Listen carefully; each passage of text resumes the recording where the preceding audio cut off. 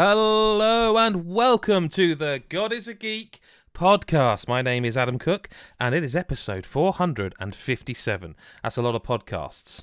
But I'm not here alone. I'm joined by Adam Carroll. Hi Adam, are you alright? I am great, Adam Cook. You're looking very well. I just want to get that out there early. Yeah, available in all good, one retailer. Also with us... We'll get to that. Yeah, Christopher Hyde. How are you, Chris? You alright? Hello, mate. Yeah, I'm good. Yeah, how are you? I'm better than you, mate. You appear to be like a rainbow. You're okay now. It's fine. This is the a rainbow's a good thing, Chris. Don't worry. Okay. How are you, mate? You're good. I've been called worse. I've been called worse than rainbows. Okay, but you're good. That's important. Yeah, I'm good. Okay. And this week, there's no Chris. Well, there is a Chris. I've just spoken to him. There's no Mick. But we have the man best described, self-described, as King of the Gypsies. It's Mr. Sean Smith. Hello, Sean. How are you, mate? Yeah, very well, thanks. Good. Blimey, I think I'm on a video podcast thing. I think 13-year-old me would be looking at this now and being so proud of what I've achieved, but probably also morbidly disappointed in what a fat bastard I've become. But, apart from that, I'm glad to be here. And, let's talk about some games. Well, before we do, what's everyone got in their drink this week? What's everyone else in? Mine are downstairs in the fridge. I forgot to bring one up, so I might have to shout my son to inappropriately bring me up a lager in a minute. Yeah. So, okay. There's nothing in this, by the way. It's at all. It's nothing at all. No, there was a coffee in it, but I washed it out and I just thought I'd bring it along for the. It's a damn fine mug. Yeah. It's a damn fine mug. Good mug. Fine mug. Yeah. Christopher Hyde. Yes. Video games. Yes. Do you want to talk about any of them, or? Yeah. So they're good. They are very, very good. So yeah, this week been playing a lot of stuff that I can't talk about, but the one thing that I can talk about, I'm actually very excited to talk about, is the Tales of Arise demo, which is out now, which I know Mr. Adam Carroll has also been playing, so I'm sure we'll have epic bants about this. But yeah, so I think Adam, you're a fan of the series as well, right? Yep. No. So you're well up well, for this as Adam, well. I was going to say. Oh yeah, not sorry. Yeah, Mr. Carroll, I know you're less so, right, Mr. Cook? Go on. Okay, I won't have an answer to the question. No, look, I don't dislike them. I've just never got into them. They're just a series I've always struggled with. Like I appreciate them, I respect them. I've never been able to get into them. This is the one I think will be the one. Yeah, I mean, for me, Chris has spoken a lot of it on some of the previous podcasts. He's previewed it twice and played this demo as well. But yeah, I mean, for me, it jumps you straight in. You're like level 25 or something as you jump in to a bit through the story. You've got 6 party members with you straight off the bat. You can pick to control any one of these 6 characters and kind of play through that story. The story in itself, the demo itself, isn't very long, but there's plenty on offer to kind of get your teeth into and kind of see what's in the world.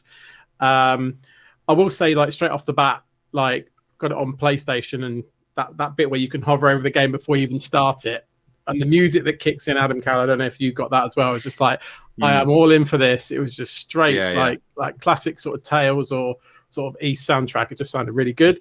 My wife heard it. She went, "You're playing a JRPG, aren't you?" I was like, "Yes, that's exactly what I'm playing."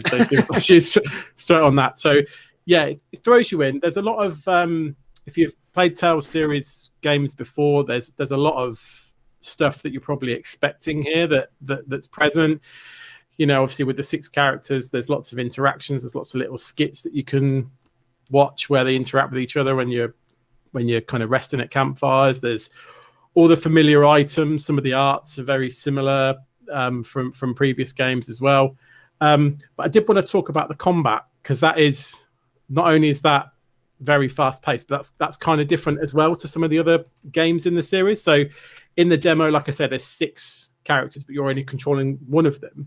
What you do is each of them's building up a meter as they're attacking, and you can call in call in once their meters are full enough, you can call them in to deal some kind of extra damage. And if you damage enemies enough, you can actually call in like 2 of them at once to do this awesome sort of super finisher attack as well. And a bit like when you kind of nail some really finishing moves in like DMC or Scarlet Nexus, which we'll talk about in a minute. Some of those things when they just pull off are just in the middle of a fast-paced fight are just really satisfying.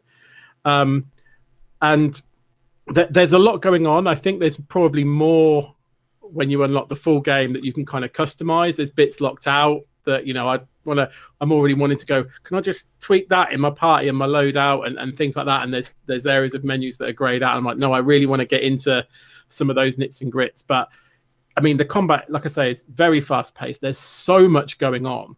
Going on because there's like 6 of you. Right. There's 6 of you knocking about.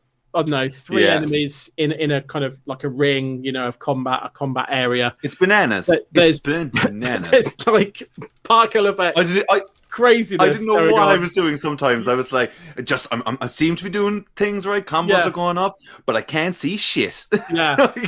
I'm just in color and fire, and it's just all looking great. I'm just attacking and dodging occasionally. But no, it's very cathartic and it's very quick. So it doesn't get like, you're not like they're going, oh my God, just die already. Like they're very quick enough, but still there's still some challenge to them. And there's a couple of challenging fights you can take on in the demo.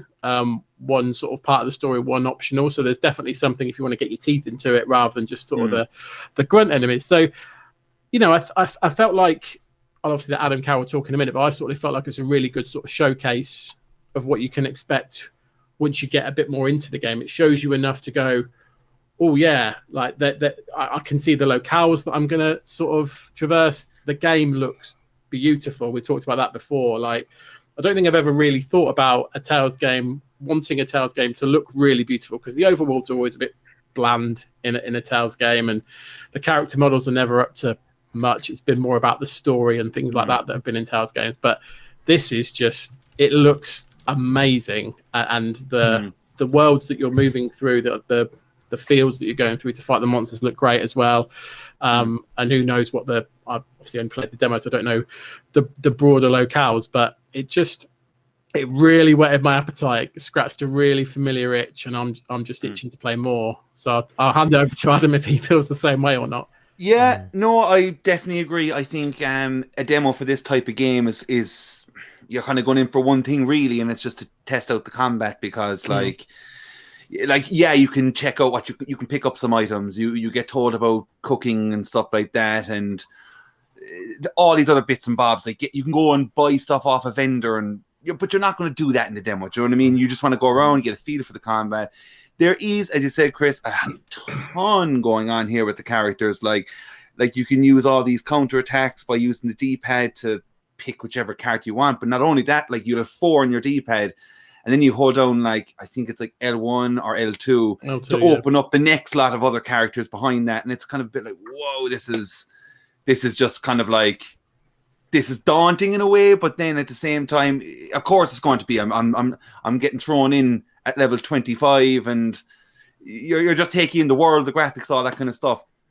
One thing I will say that I'm kind of just a bit like, still, are we going to do this? Is I know there's a lot going on in the sense of the dialogue and the chats. Like, Jesus, you take every 5 steps, they say you can press R1 and have a little like banter back and forth with your crew, and it's done very stylish. They all kind of fade in, these tiles fade in with each other, and it's really stylish. Some of the interactions, though, it just drives me insane that we're still doing this thing where they choose how much audio they're going to use, voice acting. And stuff is it got that thing of like you talk to them, they go, "Hey, hi." So it's like the skit bits, the bit you're talking about with Arwa, that's all fully voiced, but then that's all fully voiced. But the interactions with like the story bits where they might meet another character or talk within themselves as part of the story, it's very much like, "Hey, no." But they're the parts that I feel. They're the parts that should have the voice acting, no? Yeah, like, normally it's the other way round in Tales games, where like it's all text in the skits and the action's the voiced bit, like the story's the voiced bit. I don't know if it's just a bad example from the demo, but yeah, I did spot that. It's almost like in reverse. You'd probably want the story to be the voiced bit. And the bits you might not listen to, like don't bother voicing all of those. But while I've got a bit of stability on my internet, by the looks of it, I've got a bit of a history with Tales as well. I obviously played Tales of Symphonia and go back to all them ones. But do you remember, Adam, that time when I got completely flamed by a load of uber nerds when I gave that Tales game a shit score? It's probably. I was going to say it was pre-Twitter, but it doesn't sound like it was. What Tales game was it, Sean? It was For God as a Geek. I can't remember which one it was now. I'd have to look back. But it was like, normally with, you get the occasional comment will come up in Discuss saying like, yeah, great review, man. I'm going to go and buy the game. This one was completely different. And I'm pretty sure that I've found some Tales of fan Symphonia site. Chronicles. Was that the one? You gave it a 7. Awful score. No, there must be another one. There was another one that I gave a poor review to, and it wasn't a great entry in the series, but there was like real, on their fan site and everything. They were cursing I my found name. it. Tales of Xillia, 6 out of 10. Yeah, there you go. The nerve. 2013, August the 6th, Sean. I think there was a follow-up to that one. I think it was like Tales of Xillia 2, I think. Wow. But yeah, I know like some of the Tales games are what they are, and like it's definitely kind of like this one is following a lot of the same footsteps, which is, for me, I'm all for. I just think the combat here is definitely, from this demo, already its best, I feel. Yeah. Even though it is very just like, whoa, there's so much happening. It's very smooth. It was running really well. I can't wait to just kind of get more into that in the full game. And the demo was rather interesting because, like, Chris, maybe you can confirm this. I think you said it a while ago. Is there 6 main characters? There's 6. I get the feeling there's 8 in the game, I want to say, just because there looks like there's 2 extra slots, isn't there, with the L2 thing. But you can control 6. You can choose to have any one of them as your main character in the demo. Yeah. And it's kind of interesting because, like, you pick one in the demo and it says, like, oh, here you go, you can pick this character and it'll be a different cutscene at the end. So, like, the demo kind of gives you a bit of replayability, which is rather interesting because the whole area, they just throw you into this massive battle area, really, this huge field, and you take on a big boss and stuff. So it's a kind of it's a good slice of what to expect if it's going to be your first Tales game, I guess, but It's going to be. I don't think it's going to really drag like someone like you add in and be like, "Fuck, I should have jumped on Tales long ago," But I think you will enjoy it. Yeah. Mm.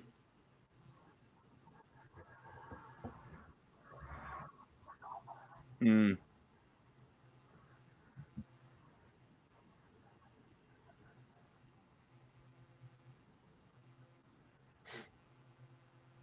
So I'll unmute my mic and say that again for you, Ad.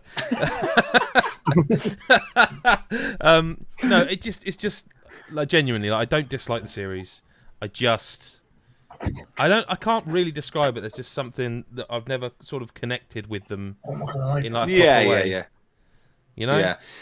Look, either way, it got me very excited for the game. I went into that demo knowing that I was going to enjoy the hell out of it. Like, Jesus, when is it next? Is it today? Well, the demo. No, it's not. No, it's a way off. Yeah, I think a few weeks at least. So, give me plenty of time to construct that scathing 6 out of 10 fucking review. Come on, bring it on, nerds. Yeah. Bring it on, RPG nerds. I'm ready for you. Well, in that respect, Sean, why don't you talk to us about what you've been playing? I know you reviewed it a little while ago, but I think Adam would like to hear all about Greak. Yeah. Now, when I had a look at this to begin with, I thought, God, this looks right up my alley. It's a Metroidvania. It had a little bit of Limbo about the way it looked. It was all sparkly and shimmery. I like anything that's in like a forest with all sparkly fairy shit going on. The forest. And I just, I'm feeling affinity to the forest, And You know, it looked really nice with the cutscenes, the introduction. Does look Looks nice. kind of, you know, looks great. And I thought, oh, here we go. Oh, here we go. And then it became the case that a few hours in, I couldn't wait to finish playing it enough so that I could turn in a review and then not play it again. And I'm glad now that I never have to play this game again, because it's just an absolute disappointment for something that looks so beautiful. You know, it's like having, you know, something that, you know, imagine if you were, you know, bought a car that looked absolutely incredible, and then you get in it and it drives like a fucking Nissan Sunny. You know, it's like that. And it's I've never driven a Nissan Sunny. See, I'm old enough to remember driving things like that. Do you know what I mean? My nan had one. I've just got a beer on the go as well. My nipper's just bought me a beer up. So I've got a Menabrea, which is a really nice Italian lager. So not sponsored, cheers. Just so you know. I want to know is what made this game turn into a wet fart? Is it because of its like repetitive nature? Is the story flat? Is the gameplay just repetitive? What's going on? Because this game looks tasty, as we've just said. It does. So the story is pretty much, you know, par for the course. The world shrouded by pestilence. Everyone's dying. The hero needs to rise, or 4 heroes in this case. And so it's pretty cookie cutter stuff.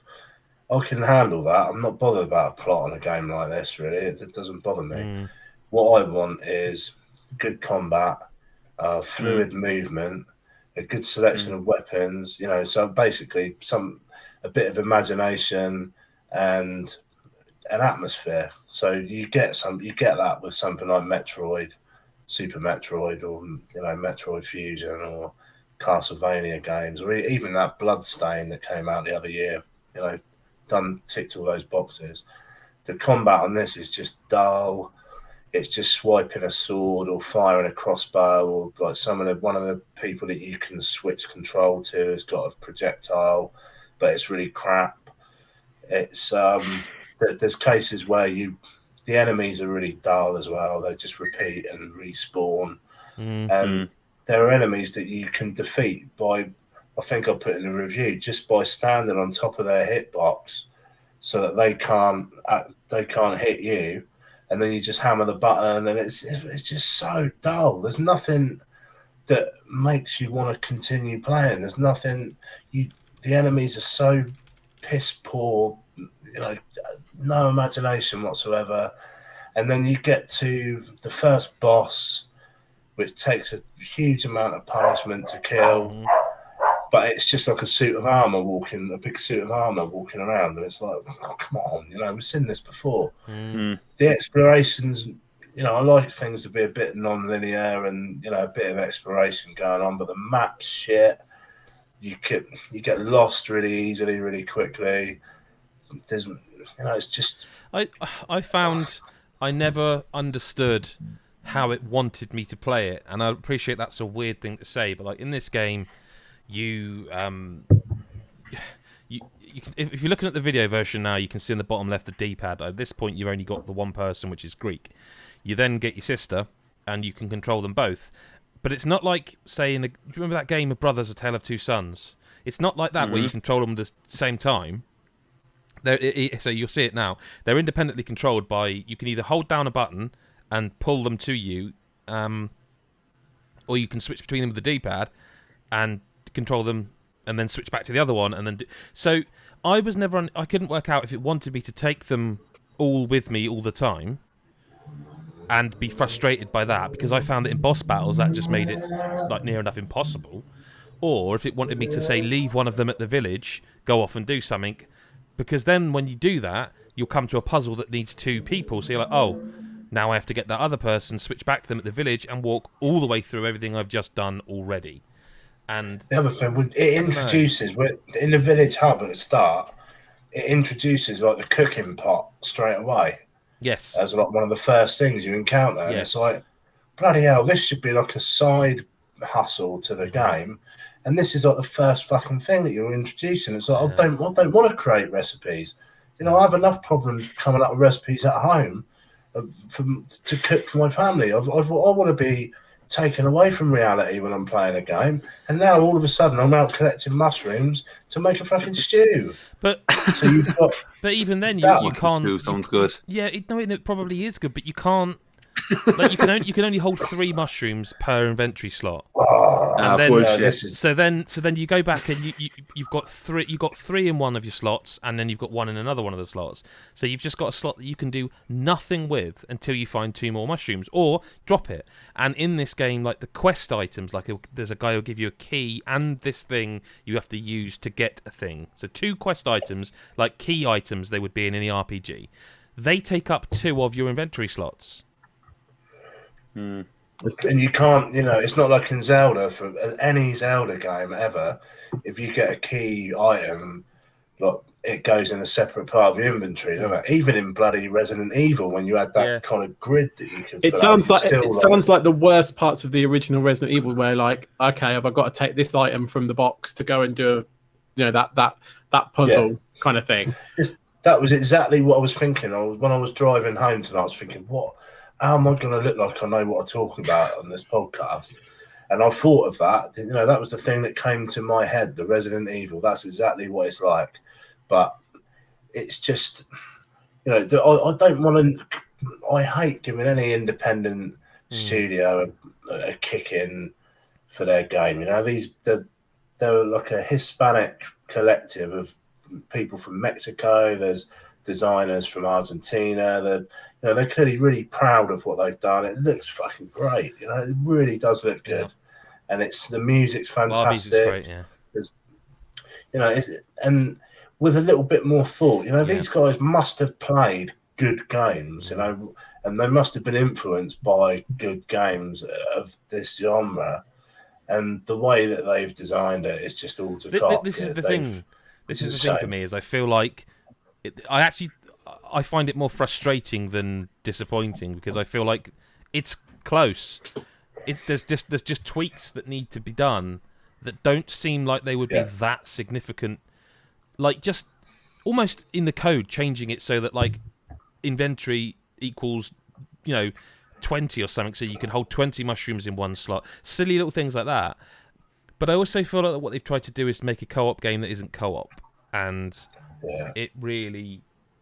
it falls apart for me, because there was one boss battle where I just parked one of the characters off to the side, because like if you've got 2 of them in the arena, you can be playing as one and hitting the boss, but then the boss will go over and start hitting the other one. You have to switch with the D-pad to them, and it just gets too busy. And it's like, it's easier for me if I just park you up here out of harm's way and just play this as a single player 1v1 experience, and then I managed to beat that boss, and it was like, this doesn't feel intended. You can do a game where you control more than one character. You know, Lost Vikings did it bloody years ago. I remember buying that when I was a little kid. It's a game and a half, that is. Even the Mario and Luigi games, there's some of them where you control both characters at the same time in a kind of action RPG setting, but that works. It's not. It's really just so disappointing. Yeah, and I really wanted this to be a kind of super deformed, Castlevania with a bit of oomph to it, but in reality, what is it? 6 out of 10. That's like my. Yeah. That's 6 out of 10. That's how Tales of Zillia. I'll give you a mauling with a 6 right to the dome. Well, moving on then to another game that I have wanted to play for ages and still haven't got round to, and it's now out on Xbox, on everywhere, and especially on Switch, which is where, Sean, you've been playing Art of Rally. Which is this is another real disappointment for me. So I've been admiring this one for a while. I've had my eye on it, and it's only been out on Steam, and I don't have the capable hardware at home to play it. I mean, my nipper probably does. He's got a gaming PC, but I don't want to go dragging him out of his room to do all that. So it's finally come to the Switch, and the developer have fucked up massively to begin with by putting screenshots and videos on the Nintendo eShop of the PC version of the game.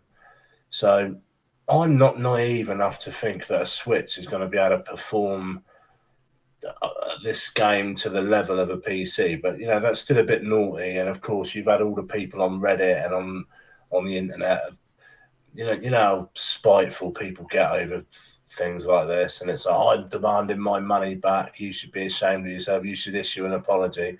And the developers have been really quite nice about it.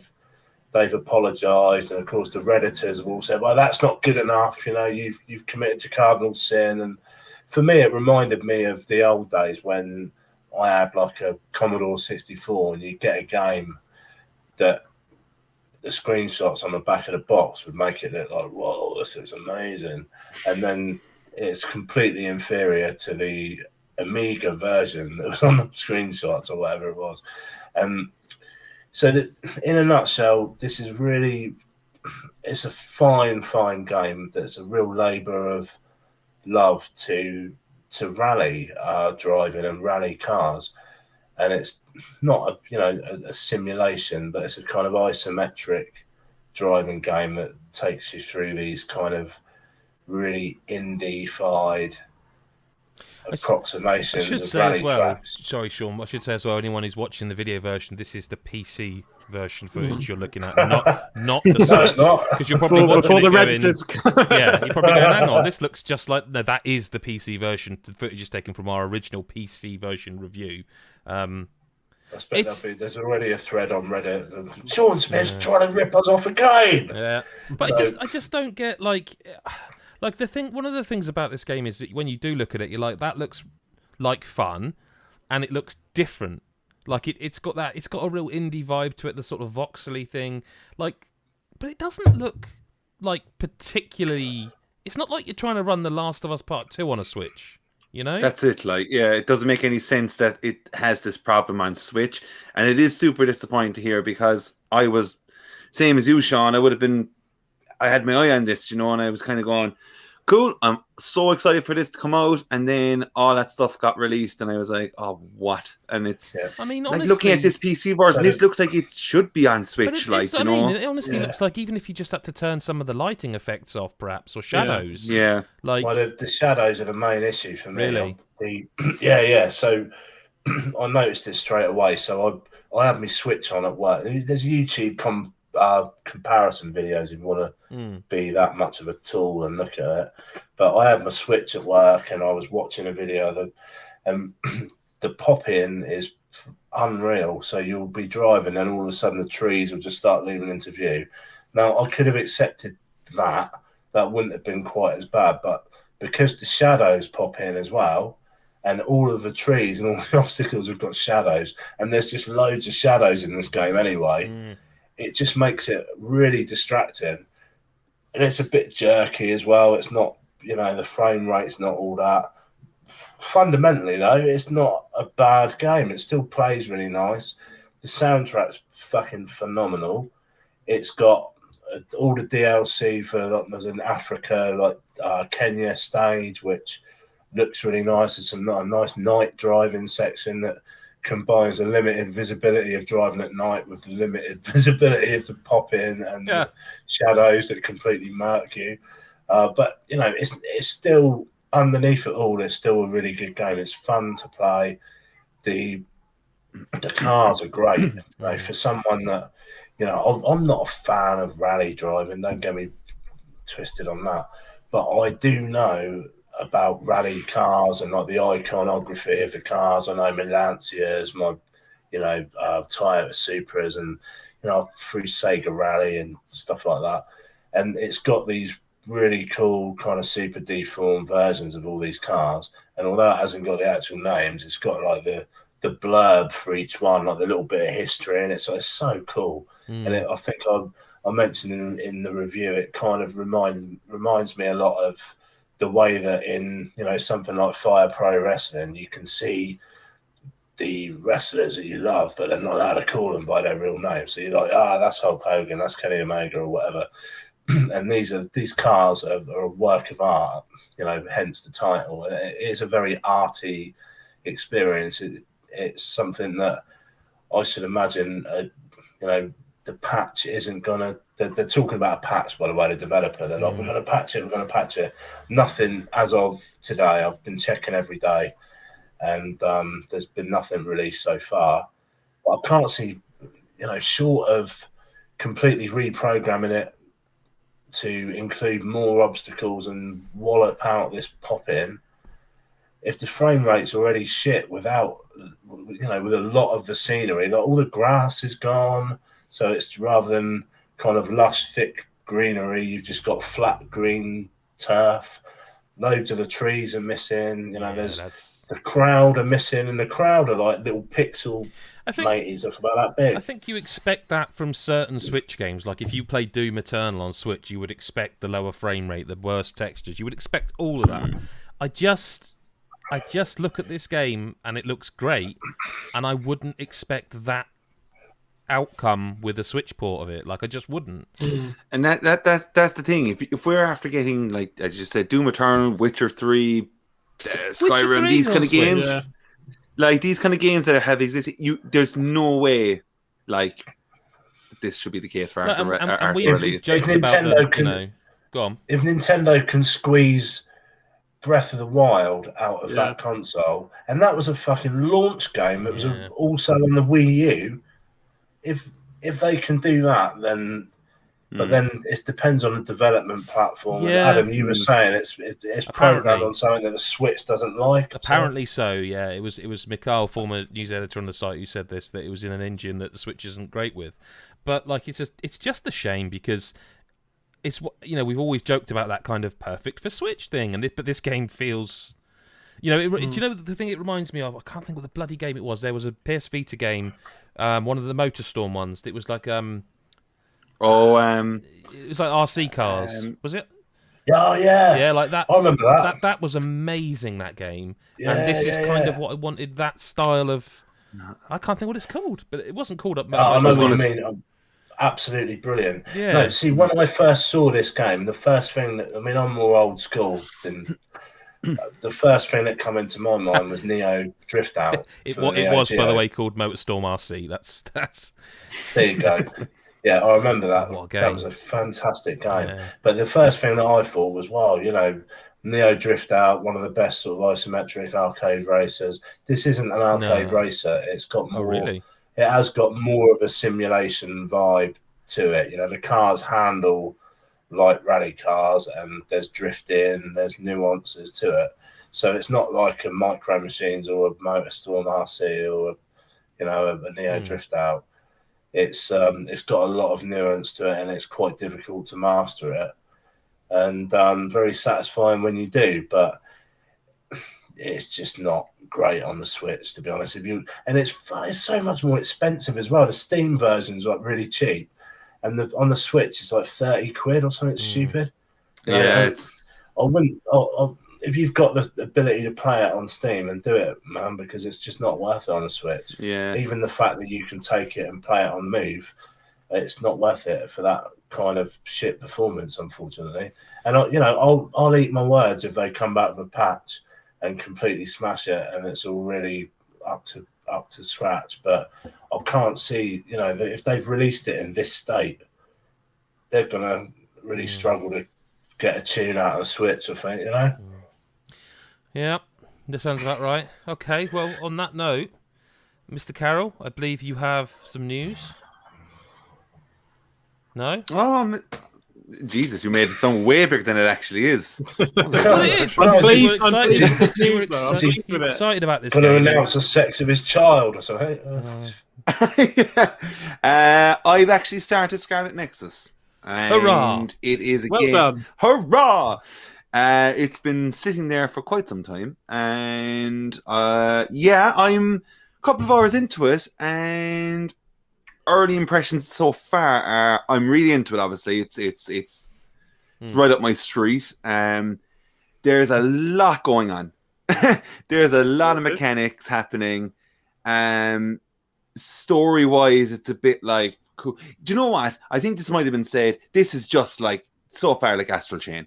This is what this game pretty much is in a nutshell. And like I absolutely loved Astral Chain.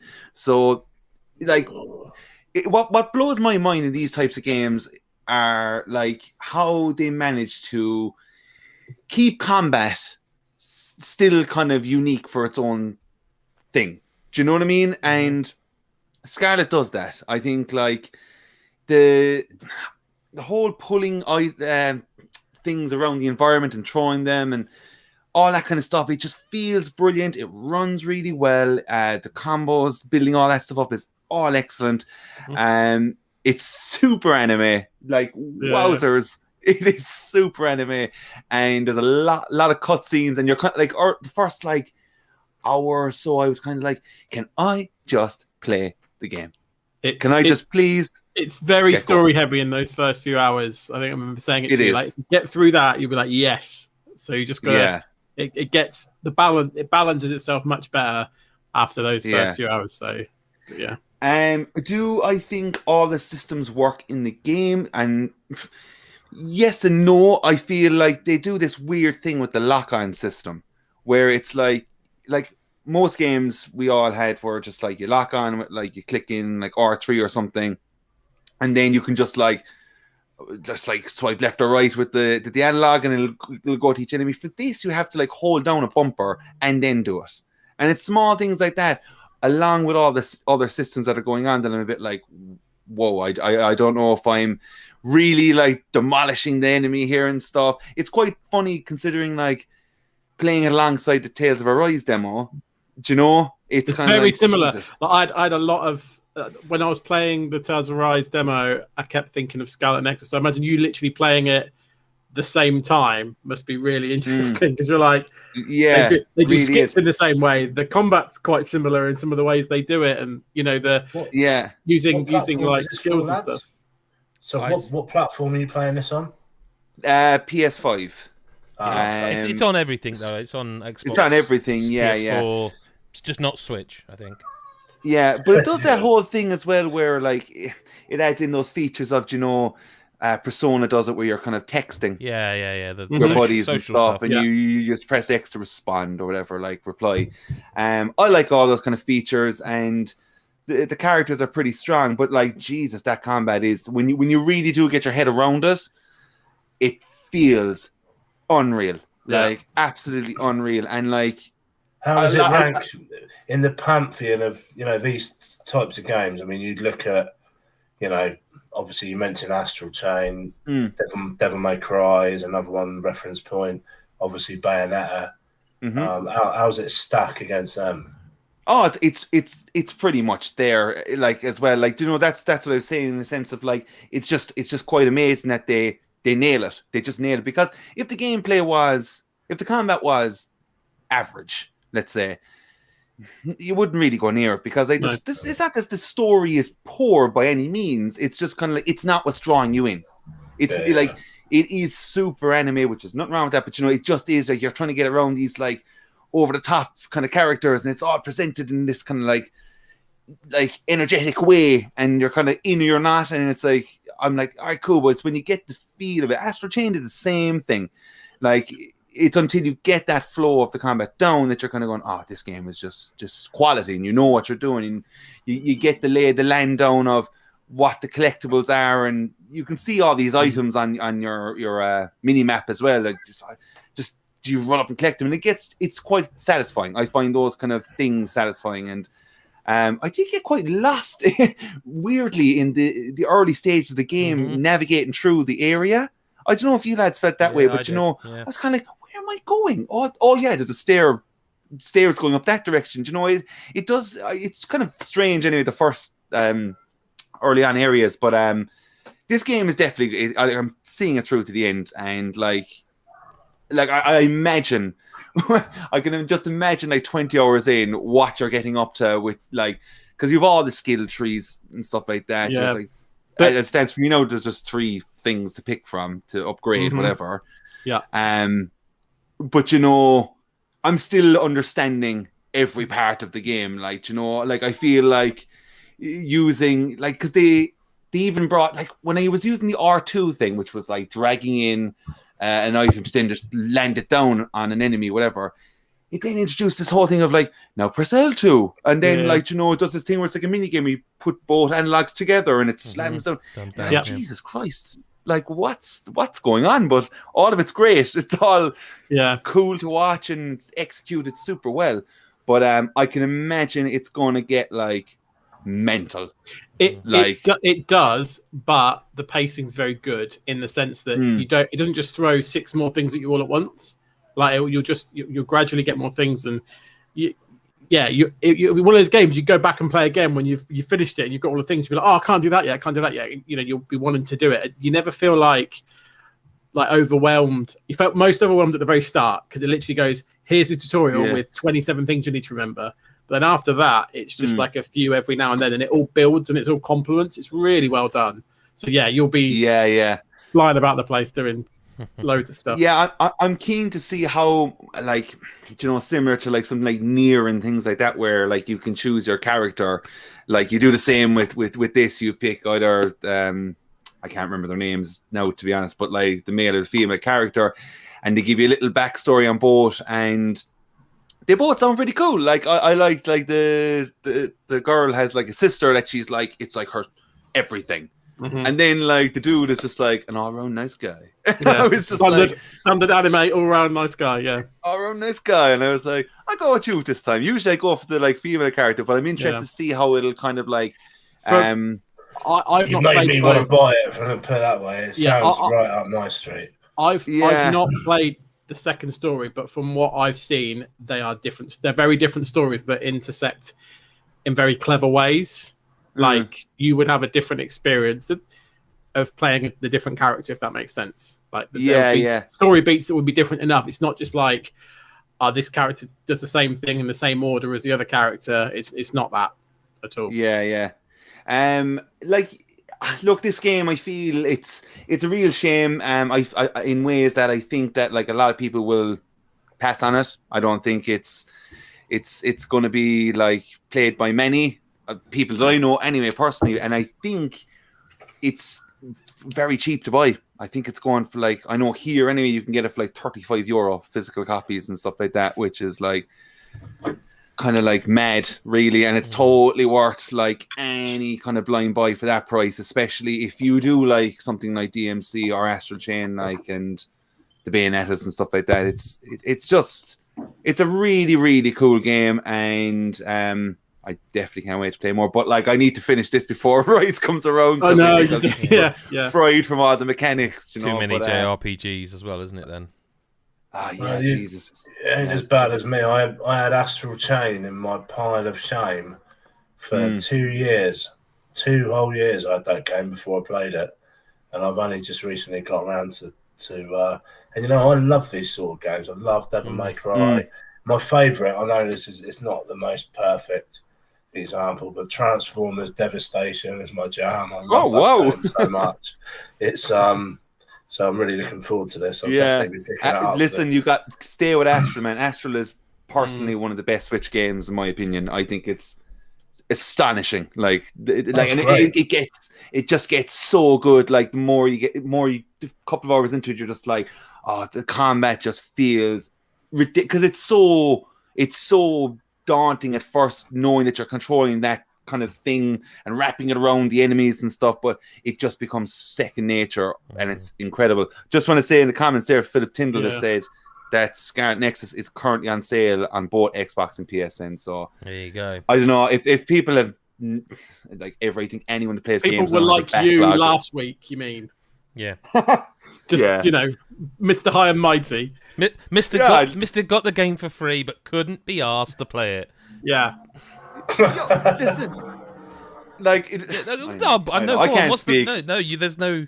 I mean, I'd love to hear the excuse.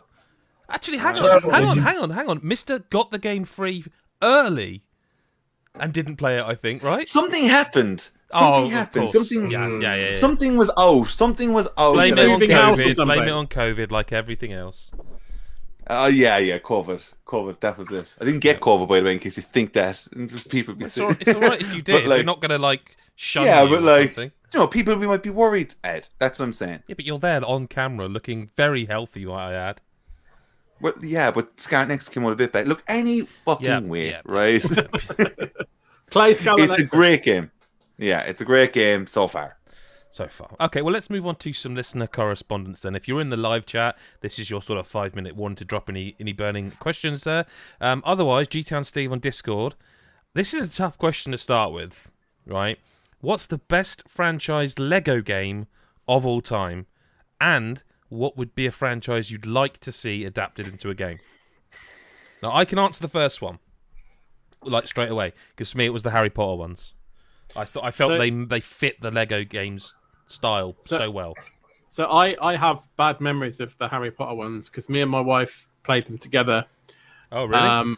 And she just literally, I don't know this. I don't watch Harry Potter, so I don't know the name of the spell. She'd be able to tell, but she used to do the thing that used to just obliterate me or levitate me all the fucking time, so I couldn't actually play the game because she was just pissing about, and I'm just floating about like a knobhead. In real life. Oh no! Yeah.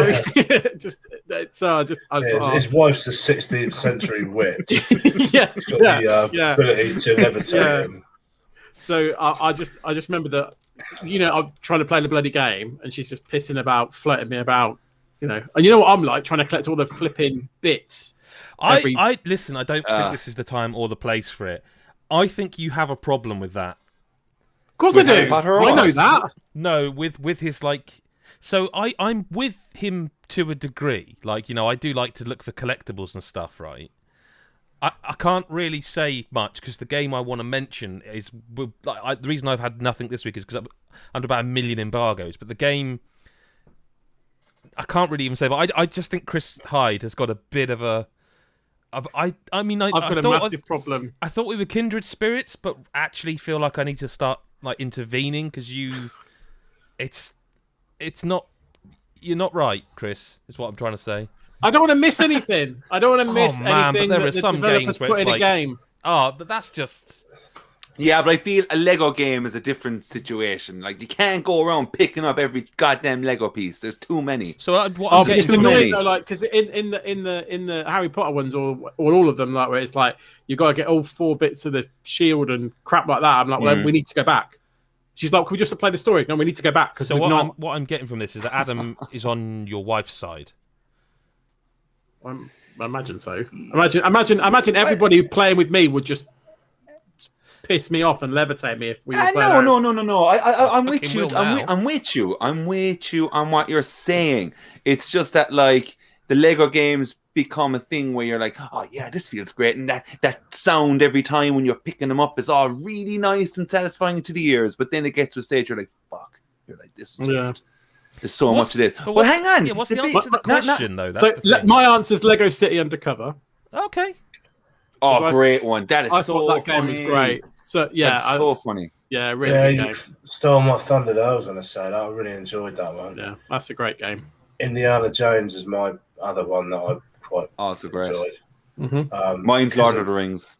Yeah. Another good one. They're all pretty good. All right, so hang on then. So what would be the franchise you'd want to see adapted that hasn't been yet then?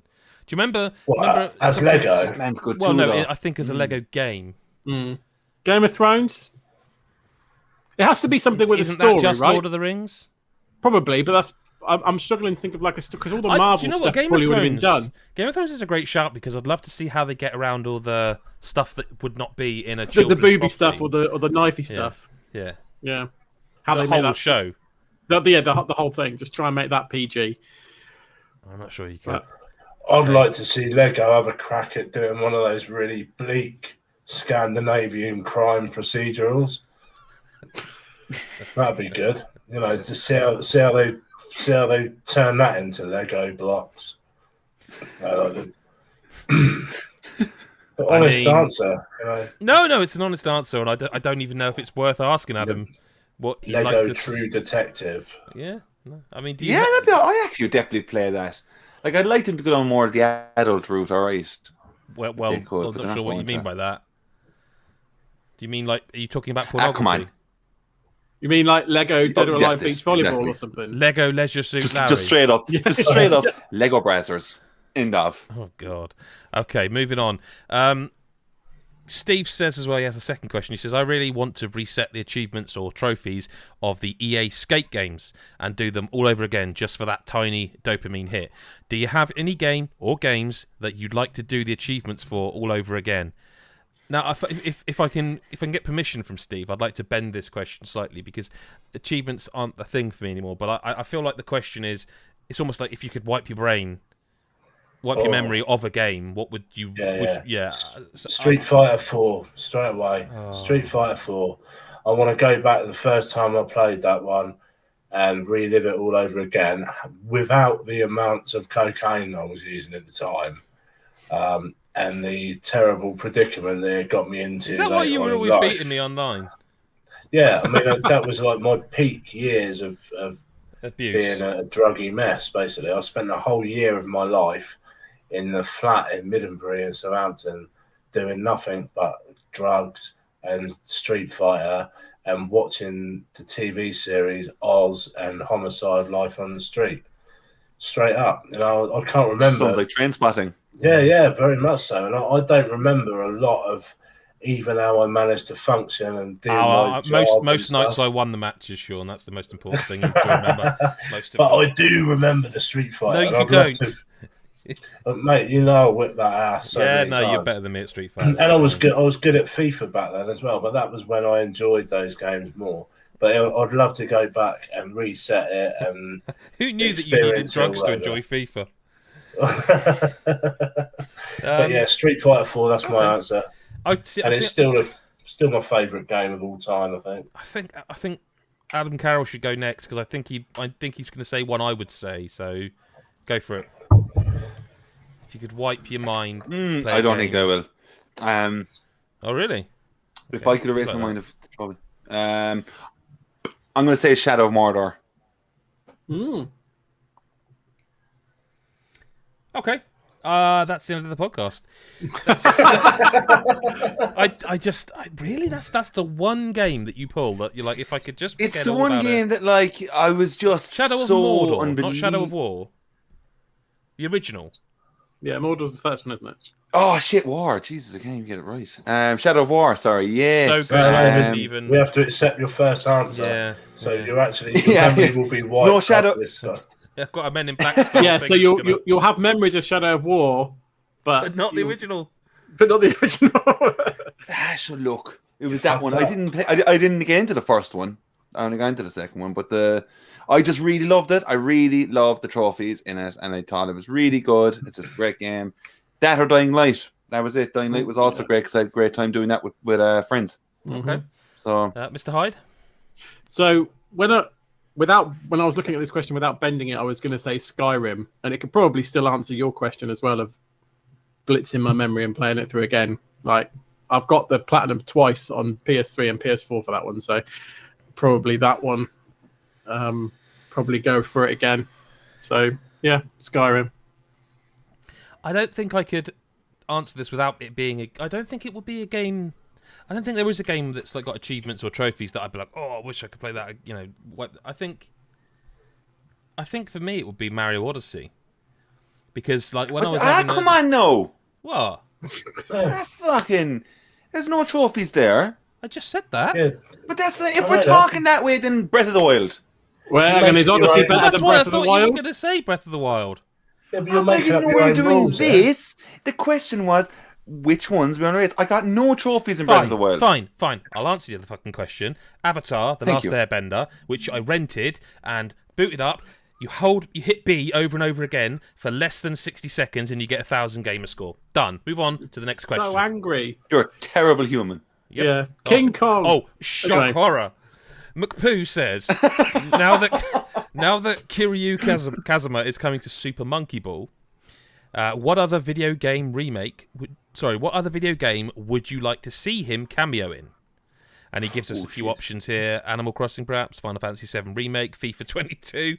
He did say that you got the name round the wrong way, and he has. It's Kazuma Kiryu. Yeah, you know who I'm talking about. The Yakuza. Yeah. What game would you like to see him cameo in? No, Ad's got one. Hang on. Sorry, Chris, but Adam was right there. He was like, I've got one. Breath of the Wild. Death Stranding, the director's cut. Oh, fuck you, and what's wrong? It would be so good meeting him just out in the middle of nowhere, just doing his Just thing. have in him his as the baseball bat. protagonist. Oh, imagine it. It'd be game of the year every year. But you're glad you asked him, aren't you? Yeah. Go, Chris. So I was going to say... You ruined a perfectly good podcast with that. You realise that? I didn't. I made it better. I was going to say Back for Blood. And the reason, like, because obviously you can pick up like melee weapons in that, can't you? And just twat zombies around the face with baseball bats with nails in them. So I was like, well, that bit kind of feels kind of in keeping anyway. So might as well be him doing it. He's one for picking up shopping trolleys and shit and twatting people with them. So why not? Why not that and a few guns? So I was gonna say Streets of Rage, but I think he did. I think when Sega did that thing of where here's the they did like their anniversary thing. I think they did a Yakuza Streets of Rage crossover thing where it was like a one playable. Good, yeah. No, they've done it. I think they have done it. It was like a playable level where you played as. I don't know if Kazuma was in there. Kiryu was in there. I know the other chap he is. Huh. But that would be Street Fighter. Put him in Street Fighter. Smash Brothers. Put him in Smash Brothers, and I'll get Smash Brothers. The last DLC. Yeah. Oh, he could be. Could imagine that. That would be amazing. Imagine if I called that right here that the next Smash Bros character was. Sean, do you care at all about Kazuma? Not at all. No, I've never played any of the games. I've got zero to bring to this discussion. I'm not going to pretend that I have. Moving on. Well, that's kind of the end of the podcast, actually. So, it's been a pleasure. I will, Adam. You said, do you want to do the pimping of the? I think you explain it, but I and we'll back you up. I've forgotten the URL. You're wearing the gear. Yeah, but I thought that if I did that bit, you would do the rest. Yeah, but I don't know the link offhand now. Come on. No, but I thought you did because you kind of sort of suggested as much at the start of it all. We have loads of merch. Hang on, I'll try and find it. I've got it. I'm joking. Okay, so, good. So, hang on, Adam. If you can vamp for a minute, I'm going to go get something. Adam, so talk to them about the merch. Do the pitch. Yeah. We have everything you can think of, except cat's pajamas, apparently, which was requested, which I think should definitely happen. Chris, we have t-shirts, hoodies, jackets, pillows, there's a pillow, hats, mugs, dog scarves. Yeah, bags. everything you could want in various shapes and sizes and colours. They fit me. If I was ever going to be, if I was ever going to be smothered by a pillow, I want it to be a God is a Geek one. Just put it over my face until I expel my last breath into that great piece of merch. And mate, if you're lucky, if you play your cards right, I'll throw in a mug.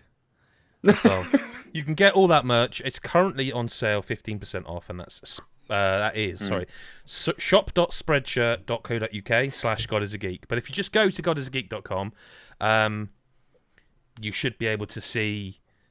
There's a link literally on the front page there, so you can't miss it. But yeah, there's bags, there's mugs, there's hats, all sort of like this was actually like one of the prototype hats, and again, this is not good if you're not watching. This is the trucker hat with the kind of open the I don't know what you call this. Does it come with a truck? No. Yeah, that's known in the trade, Adam, as a mesh trucker cap. Yes. Whereas I prefer the ones that have got like all the way round, and I know you like snapback. Fitted cap. Yeah, I prefer a snapback. Mm-hmm. I like these style. I don't mind a trucker cap, but I would generally wear them. If I wear one of them, I'll wear it backwards. But lads, you'd wear a God is a Geek trucker cap. Let's not lie. I did. Literally was wearing it. Mm-hmm. Yeah, but go to spreadshirt.co.uk/godisageek. And you can find all the merch there. It's one of those things where we get a cut of it, not all of it. So we really appreciate it. My dog has finally entered the chat. Your dog has entered the chat. I will say, I wanted to get hold of some myself before we made it public because the hat's fine, the mug is, it's a mug, the pillow's good, and the shirt surprisingly comfortable. I thought it wouldn't be, and it is. So you can do that, and you can also find out more about us on patreon.com/godisageek. If you just want to watch the YouTube videos, that's cool. Make sure you subscribe though, and if you don't do it, do hit the bell button. That's really, really helpful. Makes us more visible to other people as well. Otherwise, all that really remains to be said is thank you to Adam, Chris, and Sean. Thanks for being here today. Thank you, sir. And Thank you. to everybody else, we'll see you next week or whenever you choose to listen. Bye for now.